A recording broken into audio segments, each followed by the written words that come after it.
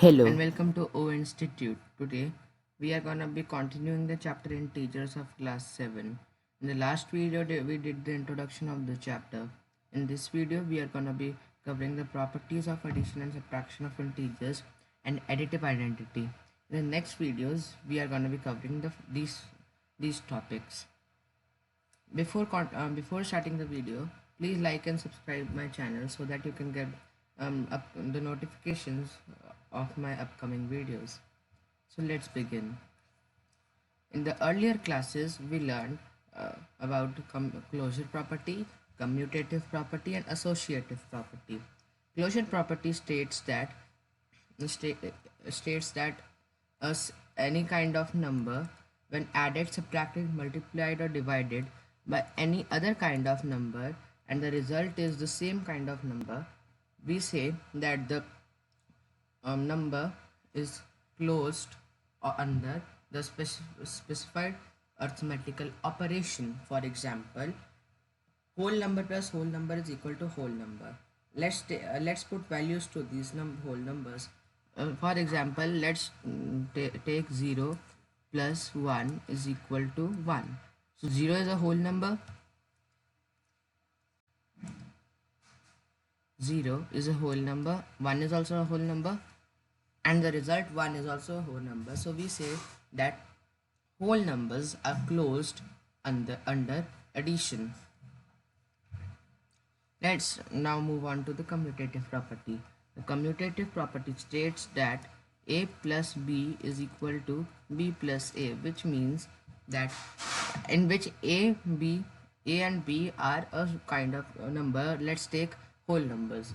So this means that if we reverse the order in which they are added, subtracted, multiplied, divided, the result will be the same as the order which is not reversed. For example, let's put values to these numbers.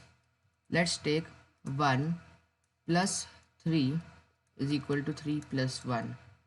This is true because 1 plus 3 is 4 and 3 plus 1 is 4. So now let's move on to the associative property.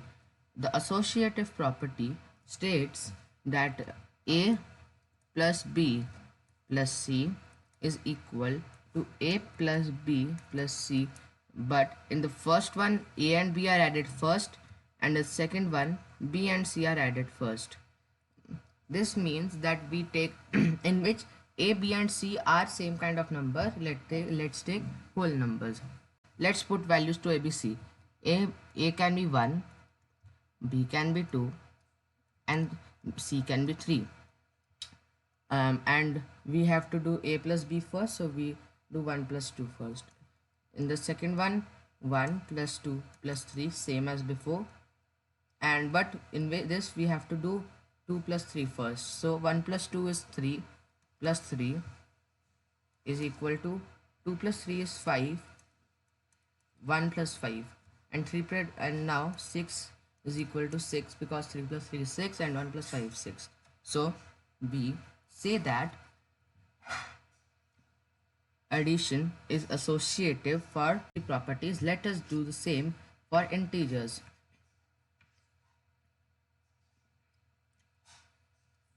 First, they are asking about closure property under addition of integers. This means that we have to prove integer plus integer is equal to an integer.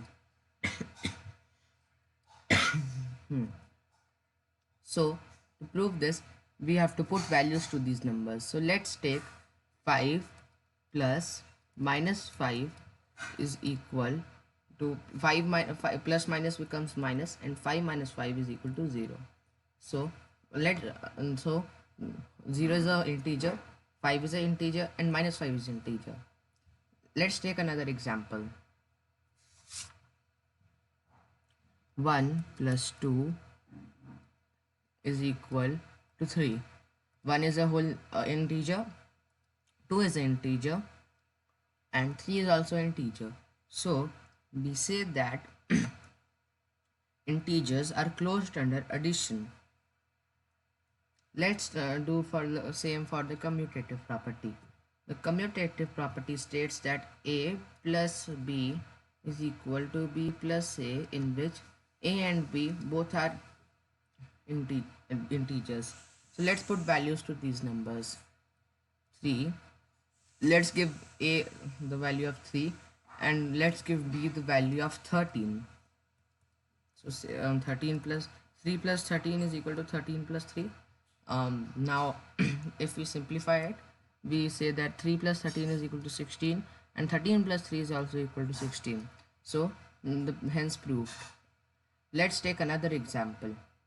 Minus 5 minus plus 3 is equal to 3 plus minus 5. To prove this, we say that minus 5 plus 3 is equal to minus 2, and 3 minus 5 is equal to minus 2, because plus minus becomes minus. So hence addition is commutative for integers.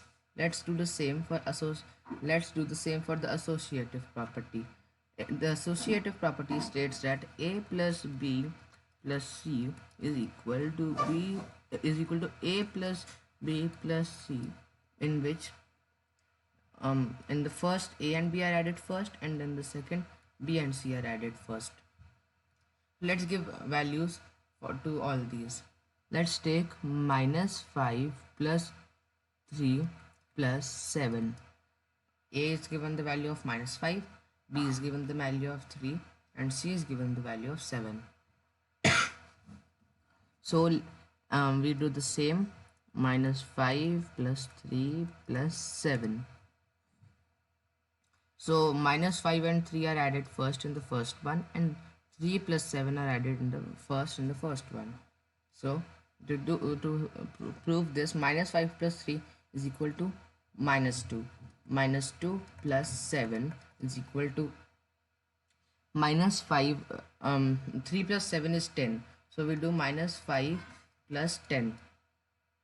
Minus 2 plus 7 is equal to minus 5.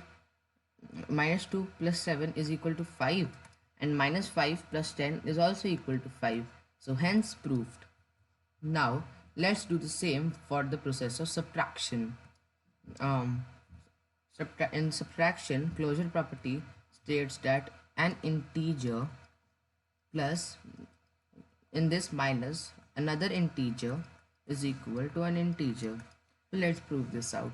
Minus 5 minus 3 is equal to, minus becomes plus, and 5 plus 3 becomes minus 2. So minus 5 minus 3 becomes minus 2, which is an integer. So we say that subtraction is closed under integers. Integers are closed under subtraction. Let's do the same for commutative property. The commutative property states that a minus b is equal to b minus a. Let's prove this out. Let's give the values to a 3 and b. Let's give it 2.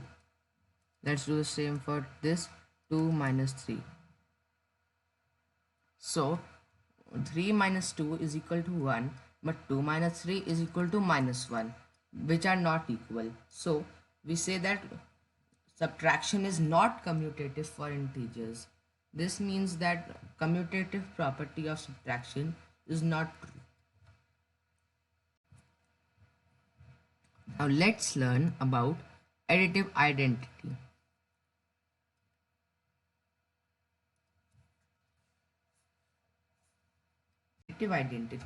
Additive identity means that if we add a specified number to a number, the identity of the number does not change. Let's see. This means that if we add a to b, the identity of b will not change.